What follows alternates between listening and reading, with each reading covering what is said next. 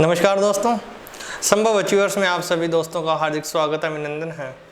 हम कक्षा 12 की इलेक्ट्रोस्टैटिक सीरीज़ में डेरिवेशंस कर रहे थे और इलेक्ट्रोस्टैटिक पार्ट 2 में आज हमारा एक इम्पॉर्टेंट डेरिवेशन है कि किसी कंडक्टर जो कि चार्ज्ड कैसा है, चार्ज कंडक्टर पर जो फोर्स लगेगा वो कैसा लगेगा। इसके लिए कई बार इक्वेशन में आ जाता है, कई बार डेरिवेशन में। यह उन प्रश्नों में से है जो कि अधिकतर रिपीट होने वालों में से। देखो भाई, हमें क्या करना है, हमारे पास एक कंडक्टर है। क्या है, हमारे पास एक कंडक्टर है। यदि कंडक्टर पर हमने जो चार्ज दिया है, यदि हम किसी कंडक्टर को एक्स्ट्रा चार्ज देते हैं, सपोज करो ये कोई कंडक्टर है, ठीक है। देखो भाई, हमें पता है किसी भी कंडक्टर के अंदर इलेक्ट्रिक फील्ड कितनी होती है, आप कहोगे सर 0। क्यों? क्योंकि कंडक्टर पर जो चार्ज है वो कहाँ था, उसके सरफेस पर। कहाँ पर? सरफेस पर। तो इलेक्ट्रिक फील्ड अंदर कितनी होगी? 0। अब हमें इस पर फोर्स देखना कि इसकी सरफेस पर फोर्स कितना लगता है। इसके लिए आपको क्या करना है, कोई भी एक कंडक्टर ले लीजिए, ठीक है। सपोज करो कोई इस प्रकार से क्या है, कंडक्टर, जिसे डायग्राम में दिखाई दे रहा है। हमने क्या किया, एक कंडक्टर लिया। हम उसके बाद कोई एक छोटा सा पोर्शन लेंगे। क्यों? क्योंकि हमें पता है यदि हम किसी छोटे पोर्शन का कैलकुलेशन कर सकते हैं तो हम उसके बाद इंटीग्रेट करके पूरे बड़े पोर्शन को भी सोल्व कर सकते हैं। इसलिए हमने क्या किया, यहाँ पर हमने इस डायग्राम में, देखो भाई, इस डायग्राम में हमने क्या किया, यहाँ पर ये एक एरिया लिया है, ठीक है। जो हमारे पास जो एरिया है, ठीक है, हमें पता है कोई भी यदि सरफेस है तो उस पर सरफेस चार्ज डेंसिटी किससे रिप्रेजेंट करते हैं, आप कहोगे सर सिग्मा से। किससे? सिग्मा से। भाई सिग्मा इक्वल टू क्या होता है, आप कहोगे सर सिग्मा इक्वल टू होता है Q बाई ए। क्या होता है? Q बाई ए। यदि हम छोटे से किसी पार्ट के लिए लें तो सिग्मा इक्वल टू क्या होगा, D Q by D S. क्या? D Q by D S. ये क्या है, हमने माना कि जो कंडक्टर का एक कंडक्टर है, हमने उसको क्या दिया, अलग से चार्ज दिया। एक्सिस चार्ज देंगे तो चार्ज उसके सरफेस पर आ जाएगा। कहाँ पर? चार्ज उसके सरफेस पर आ गया। देखो भाई, अब हमें निकालना है इस कंडक्टर, जो चार्ज कंडक्टर है उसके सरफेस पर फोर्स कैसा लगेगा। ऐसे मानो एक गुब्बारा है, ठीक है। जैसे जैसे आप गुब्बारे के अंदर हवा भरोगे वो उसकी सरफेस से फैलेगा या नहीं फैलेगा। अंदर से यदि आपने गुब्बारे के हवा भरी, गुब्बारे में हवा तो अंदर जाएगी, लेकिन उसका सरफेस फैलेगा या नहीं फैलेगा। सरफेस पर एक फोर्स लगेगा। हो सकता है आप उसको बाद में कह दो फोर्स पर यूनिट एरिया को आप कह दो प्रेशर। हमने क्या किया, जैसे ही हवा भरी एक गुब्बारे में, उस पर क्या लगेगा, उसके दीवारों पर फोर्स लगेगा। वैसे ही हमने कंडक्टर को चार्ज दिया। क्या दिया? चार्ज दिया। तो क्या होगा, यहाँ पर हम एक छोटा पोर्शन लेंगे जो ये आपको दिखाई दे रहा है। हम इस पोर्शन के जस्ट सिमेट्रिकली अपोजिट एक लेंगे पॉइंट। यहाँ पर देखो, हम 2 पॉइंट मार्क कर रहे हैं। एक पॉइंट ये यहाँ पर P2 और एक पॉइंट ले रहे हैं यहाँ पर। ये दोनों सिमेट्रिकली अपोजिट है। सिमेट्रिकली अपोजिट का मतलब है एक दूसरे के विपरीत है। एक अंदर है, दूसरा कहाँ पर है, बाहर है। यहाँ पर जो हमारे पास ये है छोटा सा पोर्शन, यदि हम मान लें कि यहाँ पर चार्ज dq है, इसका एरिया क्या मान लें, ds। चार्ज कितना है, dq है। चार्ज कितना है भाई, dq है। और इसका एरिया क्या है, ds है। तो हम पॉइंट P1 और P2 पर इलेक्ट्रिक फील्ड निकालेंगे। देखो भाई, P1 और यदि P2 पर हम इलेक्ट्रिक फील्ड निकालना चाहें तो किस प्रकार से आएंगे। देखो, हम इलेक्ट्रिक फील्ड निकालने के लिए क्या करेंगे, सर इलेक्ट्रिक फील्ड निकालने के लिए आपने बताया हमें जहाँ पर निकालना है वहाँ पर एक पॉइंट चार्ज मान लीजिए। देखो, जो ये कंडक्टर है, दो सरफेस पे दो पार्ट भी कन्वर्ट हो गया। एक तो ये वाला पार्ट, एक तो हमने जो छोटा सा पोर्शन लिया है वो वाला, एक तो ये छोटा पोर्शन, ठीक है, देखो जो मैं मार्क कर रहा हूँ, एक तो ये पोर्शन हो गया, बाकी हो गया ये पूरा यहाँ से यहाँ तक का, दो पोर्शन हो गए। सपोज करो हमें पॉइंट P1 पर इलेक्ट्रिक फील्ड निकालनी है, तो क्या करेंगे, देखो भाई, यदि मैं P1 पर इलेक्ट्रिक फील्ड निकालूंगा तो क्या होगा, देखो भाई, यहाँ पर इस dq की वजह से ये इसको क्या करेगा, रिपेल करेगा, किस तरफ, बाहर की तरफ, किस तरफ, बाहर की तरफ। इलेक्ट्रिक फील्ड E1 किस तरफ लगेगा, इस तरफ। अब देखो बाकी चार्ज बचा, ये वाला चार्ज, इस dq चार्ज के अलावा जो चार्ज बचा वो भी इलेक्ट्रिक फील्ड लगाएगा। मुझे बताओ किसी पॉजिटिव चार्ज की वजह से इलेक्ट्रिक फील्ड आउटवर्ड, किस तरफ, आउटवर्ड, ये भी कहाँ लगेगा, बाहर की तरफ। तो जो नेट इलेक्ट्रिक फील्ड होगा क्या कुछ इस प्रकार से आएगा, देखो भाई, इलेक्ट्रिक फील्ड आएगा वह आपके आएगा इधर, E1 भी इस तरफ और E2 भी इस तरफ। क्या ये E1 और E2 दोनों बाहर की तरफ आएंगे, तो आप बोलोगे यस सर, E1 और E2, आप बोलोगे E1 प्लस E2 आएंगे बाहर की तरफ। आप मुझे एक चीज बताओ, एक चीज भाई, किसी चार्ज कंडक्टर के सरफेस पर, चार्ज कंडक्टर के सरफेस पर E कितना होता है, आप बताओगे सिग्मा अपॉन एप्सिलॉन नॉट। कितना होता है, सिग्मा अपॉन एप्सिलॉन नॉट। ये कहाँ से आया, ये हम जो प्रीवियस क्लासेस में हमने डेरिवेशंस किए हैं, हमने किसी कंडक्टर के सरफेस पर चार्ज निकाला तो कितना आया, सिग्मा अपॉन एप्सिलॉन नॉट। अब इस पॉइंट पर देखो भाई, अब हमने P1 पर निकाल लिया, अब देख रहे हैं P2 पर। P2 पॉइंट पर क्या है, P2 पॉइंट पर देखो, जो यहाँ पर ये पॉइंट है, सपोज करो P2 पॉइंट है, यहाँ पर देखो इस तरफ भी इलेक्ट्रिक फील्ड लगेंगे और इस तरफ भी लगेगा P1 पर, लेकिन ये दोनों एक दूसरे में क्या हो जाएंगे, कैंसिल हो जाएंगे। कैसे, क्योंकि देखो इस जो ये कंडक्टर है इसके इस पोर्शन दोनों तरफ क्या है, बराबर है, इसलिए ये वाले इलेक्ट्रिक फील्ड और इलेक्ट्रिक फील्ड ये क्या हो गए, कैंसिल आउट हो गए। लेकिन हमारे पास, इसलिए हमने इसको कैलकुलेट नहीं किया। अब देखो भाई, इस पर E1 लग रहा है इस तरफ, E2 लग रहा है इस तरफ। क्या हम ऐसे लिख सकते हैं कि किसी भी कंडक्टर के अंदर इलेक्ट्रिक फील्ड क्या होगा, जीरो। कितना, जीरो। तो सर ये तो हम पहले भी लिख सकते थे, क्योंकि हमने पहले पढ़ा है किसी कंडक्टर के अंदर इलेक्ट्रिक फील्ड कितना होता है, E1 plus E2 equal to zero, E1 plus E2 equal to zero. लेकिन मुझे बताओ क्या E1 की डायरेक्शन E2 की डायरेक्शन की क्या है, उल्टी। तो वेक्टर फॉर्म में क्या लिखेंगे, E1 minus E2 equals to zero, ये वेक्टर फॉर्म है, ठीक है। तो sir E1 equal to E2, क्या E1 इक्वल टू E2, तो हम इसमें वैल्यू पुट कर दे क्या, यस सर कर दीजिए। E1 इक्वल टू क्या कर दो, E2। इस इक्वेशन में ये वैल्यू पुट की तो क्या वैल्यू आई, E1 प्लस E1, E2 की जगह क्या लिख दो, E1 equal to sigma upon epsilon naught. तो E1 इक्वल टू आया सिग्मा अपॉन 2 एप्सिलॉन नॉट। ये आपको याद रहना चाहिए। क्या याद रहना चाहिए, याद ये रहना चाहिए कि सर E1 इक्वल्स टू हमारे पास आया सिग्मा अपॉन 2 एप्सिलॉन नॉट। बहुत इंपॉर्टेंट है। E इक्वल टू आया हमारे पास सिग्मा इंटू 2 एप्सिलॉन नॉट। तो क्या भाई आपको पता है E इक्वल्स टू आपने पढ़ा है फोर्स पर यूनिट चार्ज, यही पढ़ा है। तो भाई यदि कोई फोर्स DF हो तो यहाँ पर फोर्स की वैल्यू क्या आएगा, आप कहेंगे सर फोर्स की वैल्यू आप ऐसे भी लिख सकते हो, इलेक्ट्रिक फील्ड इंटू DQ। लिख सकते हैं, लिख सकते हैं। देखो भाई एक बार हमारे पास ये कहाँ से आया, इलेक्ट्रिक फील्ड की डेफिनेशन से।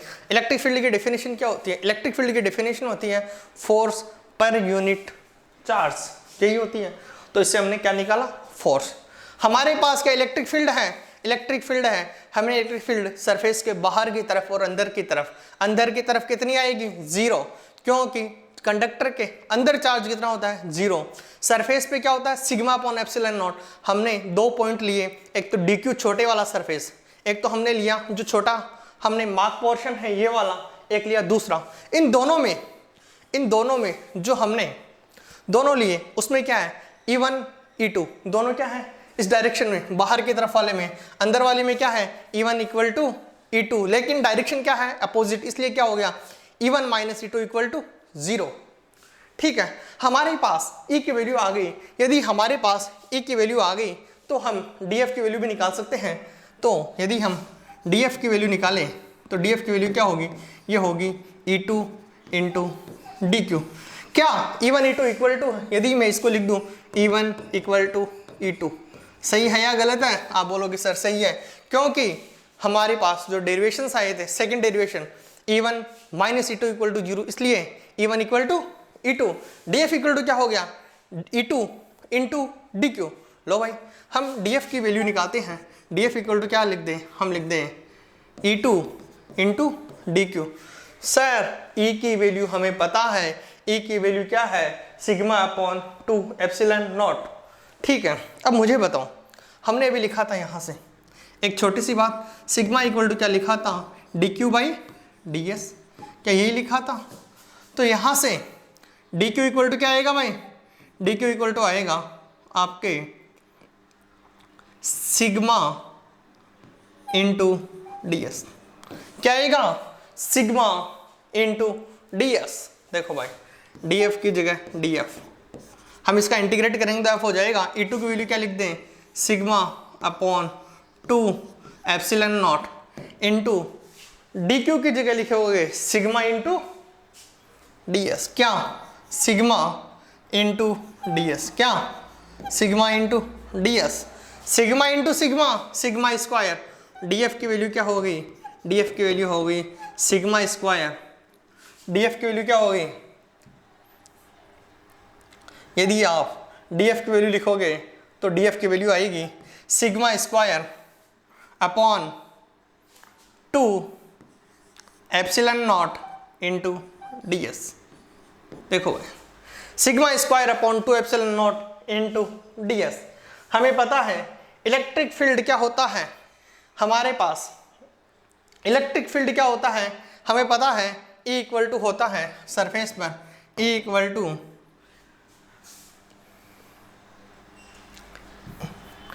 टू होता है सिग्मा अपॉन एप्सिलॉन नॉट।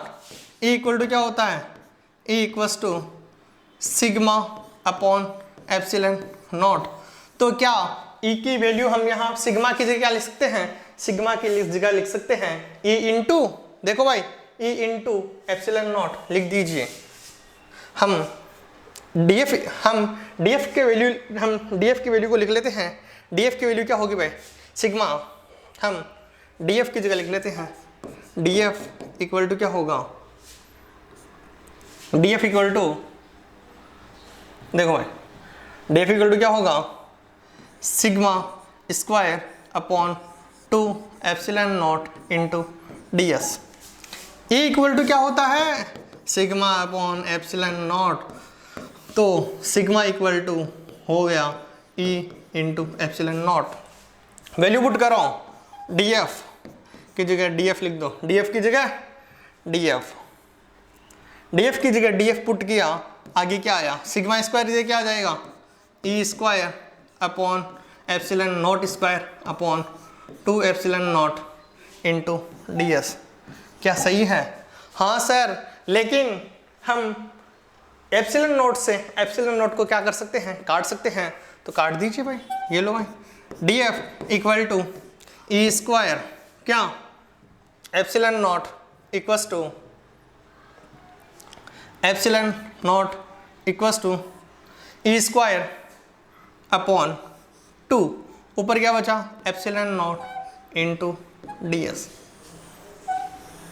यदि आप इसको इंटीग्रेट करना चाहिए आगे तो आप क्या लिखेंगे, आगे आप लिखोगे DS इक्वल टू क्या लिखोगे अब ds इक्वल टू लिखोगे 1/2 एप्सिलॉन नॉट, क्या लिखोगे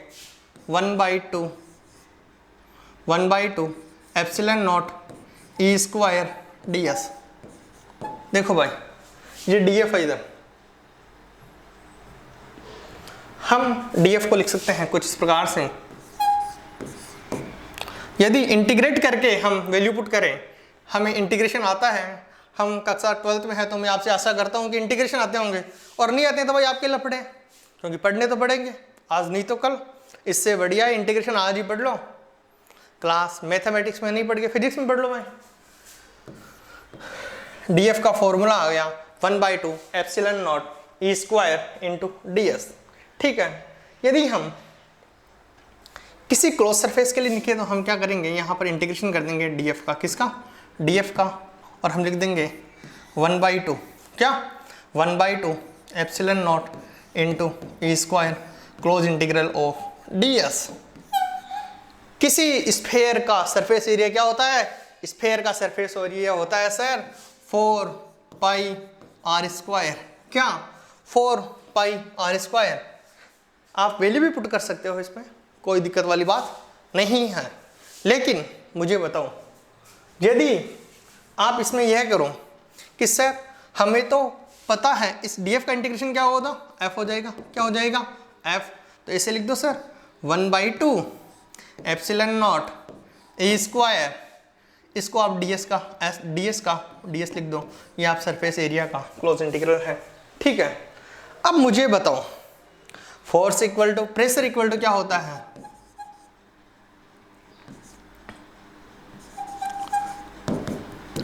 फोर्स पर यूनिट एरिया। अरे भाई दाब बराबर क्या होता है, बल बटा क्षेत्रफल, क्या बल बटा क्षेत्रफल। यदि मैं प्रेशर की वैल्यू लिखूं, यदि मैं प्रेशर निकालना चाहूं तो क्या करूं, इसमें एरिया का डिवाइड करूंगा तो ये क्या हो जाएगा, कट जाएगा, और वैल्यू क्या आएगी 1/2 epsilon naught E square. Important concept के साथ याद रखना ही पड़ेगा। प्रेशर इक्वल टू क्या आया, half epsilon naught into E square. देखो भाई हमारे पास फोर्स की वैल्यू आ गई, हमारे पास किसकी वैल्यू आई, फोर्स की। यदि हम इसको आगे देखो, हम इसको डेरिवेशंस को बहुत आगे कर सकते हैं इसको। देखो भाई, देखो मुझे बताओ W इक्वल टू क्या होता है, F.ds। ये क्या है, अरे भाई कुछ नहीं है, कार्य क्या होता है, बल इंटू बल की दिशा में विस्थापन, बल इंटू बल की दिशा में विस्थापन। हमारे पास फोर्स की वैल्यू क्या आई सर, हमारे पास df की वैल्यू आई, हमारे पास आई 1/2 epsilon naught E square into ds। ये एरिया है, ये क्या है, एरिया है, और ये क्या है भाई, ये एरिया नहीं है, ये विस्थापन है। ठीक है, कंफ्यूज होने की जरूरत नहीं है। तो df equal to 1/2 epsilon naught E square into क्या है, ds है। यदि मैं इसके कार्य को निकालना चाहूँ तो हम क्या करेंगे सर, एक काम कीजिए, df इक्वल टू क्या होता है f डॉट, यहाँ पर आप ds नहीं लिख के dr लिख लो भाई, क्योंकि मुझे पता है हमारी क्लास में ऐसे बच्चे हैं सर दोनों बराबर है। अरे भाई नाम से क्या होता है, हमें तो शुरू से पता है f डॉट क्या है, dr है। लो भाई f की जगह f की वैल्यू, यदि w इक्वल टू क्या हो गया f dot dr, value put की f की वैल्यू क्या आएगी, half epsilon naught E square ds। अरे भाई ds की जगह क्या लिखोगे, स्फेयर के लिए 4πr² इंटू dr। एक चीज बताओ, क्षेत्रफल इंटू लंबाई क्या होता है, विस्थापन। याद आया, क्षेत्रफल इंटू विस्थापन। सर आप ऐसे भी बोल सकते हो, इस कार्य को ऊर्जा भी बोल सकते हो आप। इसमें यदि इसको पूरे को डिवाइड कर दो वॉल्यूम से, इसको पूरे को क्या लिख सकते हो, वॉल्यूम। क्या लिख सकते हो, वॉल्यूम। यदि हम इसको वॉल्यूम लिख दें, यदि हम इस पूरी टर्म को क्या करें, वॉल्यूम के रूप में लिख दें, तो W इक्वल टू क्या हो गया, half epsilon naught E square into V, half epsilon naught E square into dv। क्योंकि भाई dv क्यों लिखा, dv इसलिए लिखा क्योंकि ये क्या है, dr है, तो w इक्वल टू हम क्या लिख सकते हैं, हम w equal to half epsilon naught E square dv। यदि कोई कह दे कि सर आप वर्क डन पर यूनिट वॉल्यूम निकालो, तो आप क्या कहोगे कि सर इसमें dv का क्या कर दो, डिवाइड कर दो। बहुत सिंपल सा है। देखो भाई, हमने आज क्या किया, हमने एक स्फेयर लिया, कैसा, चार्ज कंडक्टर लिया। चार्ज कंडक्टर लेने के बाद हमने उसका एक पोर्शन लिया, पोर्शन में दो सिमेट्रिकली अपोजिट पॉइंट्स लिए P1 और P2। हमें पता है जो P2 है उस पर इलेक्ट्रिक फील्ड नेट क्या आएगा, 0 आएगा, क्योंकि कंडक्टर के अंदर चार्ज क्या होता है, 0। लेकिन बाहर वाले पॉइंट पर E1 और E2 एक डायरेक्शन में आएंगे, तो हमने E1 plus E2 equal to क्या लिखा, सिग्मा अपॉन एप्सिलॉन नॉट। यदि E1 इक्वल टू E2 है तो E1 इक्वल टू क्या, यहाँ sigma upon 2 epsilon naught. Electric field equal to क्या होता है, F बाई Q, तो F इक्वल टू क्या हो गया, E डॉट DQ। भाई इसमें घबराने की बात है, देखो E dot DQ, E dot DQ, E की वैल्यू रखी, Q की DQ की वैल्यू रखी, उसके बाद में एक सिंपल सी मैथमेटिक्स जो आप सभी कर सकते हैं। इसके बाद हमें पता है कि इसको यदि हम वॉल्यूम के रेस्पेक्ट में निकालना चाहें तो हम ds की जगह क्या लिख दो, 4 पाई आर स्क्वायर, कि क्या 4 पाई आर स्क्वायर। कार्य का फॉर्मूला क्या होता है, F डॉट dr, बल इंटू बल की दिशा में विस्थापन को क्या कहते हैं, कार्य। क्या कहते हैं, कार्य की इकाई क्या होती है, जूल।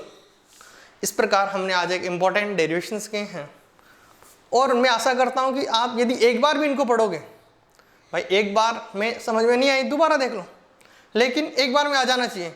और नहीं आए तो प्रीवियस लेक्चर्स को देखो, इलेक्ट्रिक फील्ड कैसे निकाला, सरफेस चार्ज कंडक्टर पर कैसे निकाला। समझ नहीं तो आपके पास सारा मटेरियल पड़ा है, पढ़ने की जरूरत सिर्फ आपको है। पढ़ना किसको पड़ेगा, आपको। ठीक है, हम नेक्स्ट क्लास में आपसे रूबरू होते हैं इसी प्रकार एक नए टॉपिक के साथ। तब तक के लिए मैं आपसे विदा लेना चाहता हूँ। And again thank you so much.